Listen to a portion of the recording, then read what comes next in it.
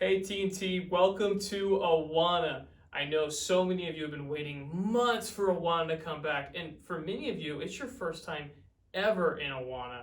And for some of you, it's your first time specifically in T&T. Now, T&T stands for Truth and Training, all right? So if you are in this book this year, all right, that's the Truth and Training book, the T&T book, then you are watching the right video right now. Every single week, we're going to talk about the Bible verses that you're learning in your T&T book, and then go into a little bit more detail about them so you can understand what you're memorizing. So every week, watch this video, and then use what you learn in this video to help you as you memorize this verse, all right? And then at the end of the video, we'll talk more about what happens when you memorize that verse, all right? But let's start with this verse right here for right now. For our very first verse of the entire year, the week 1 verse. Here we go.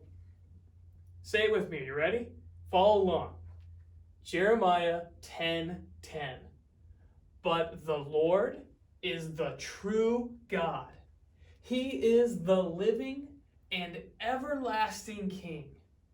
At his wrath, the earth will tremble, and the nations will not be able to endure his indignation. Whew. Does that seem like a long verse to you? Don't worry, don't panic. If you work on this verse throughout the week, you're going to have this verse easy just 7 days from today, all right? So work on it every single day. But first, let's talk about what this verse means. There's a lot of big and confusing words in this verse, right? For example, we have the word everlasting. Now, many of you might know what the word everlasting means, but just in case you don't, everlasting means forever. Forever. So when it says that he, God, is the everlasting King, he's the King that lasts forever and ever. Do you know how long forever is? All right? Forever doesn't have an end. All right? So imagine what you're going to be like 80 years from now. Okay, now imagine what you're going to be like 150 years from now because you're going to be dead, all right? But now imagine what is beyond 150 years, like thousands, millions, billions of years. That's forever. God is the King forever. That's a long time, all right? But they got some more big words in here. We got, oh, this is an interesting one. I'm going to change to my red marker. That's my really scary and bad word marker. Wrath. Wrath. Do you know what wrath means? Wrath is just another word for anger. Anger. And while we're at it, so is indignation. Indignation just means anger. Anger. So it says that the world will tremble or shake at his wrath or his anger. And it says that the nations will not be able to endure or stand up against his anger. Whew. Man, this is a really scary verse. This makes God seem kind of ferocious and terrifying, right? Like a T-Rex or something. Well, let's talk about what this verse is actually talking about. You see, this verse was written by a guy named Jeremiah. That's why it's taken from the book of Jeremiah, right?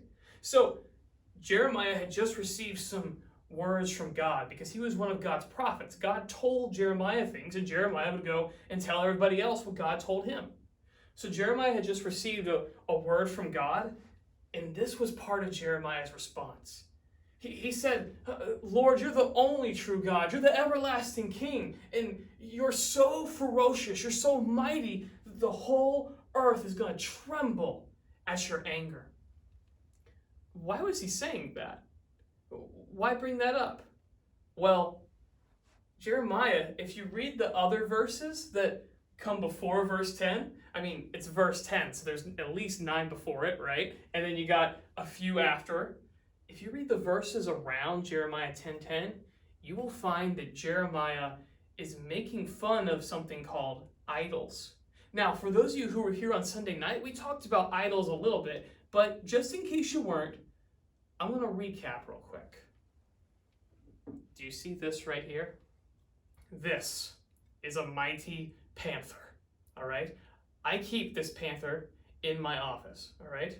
It's a gift from my grandma. No, really, it was. This panther was a gift from my grandma, all right? Because I am a fan of the Carolina Panthers, all right? And if you're watching on Sunday right now, the Carolina Panthers are probably losing to the Las Vegas Raiders. But I keep this in my office because I love my grandma and I love the Carolina Panthers. But I want you to imagine that I love the Carolina Panthers so much, with such intense ferocity, that I bowed down and worshiped this little panther that my grandma gave me.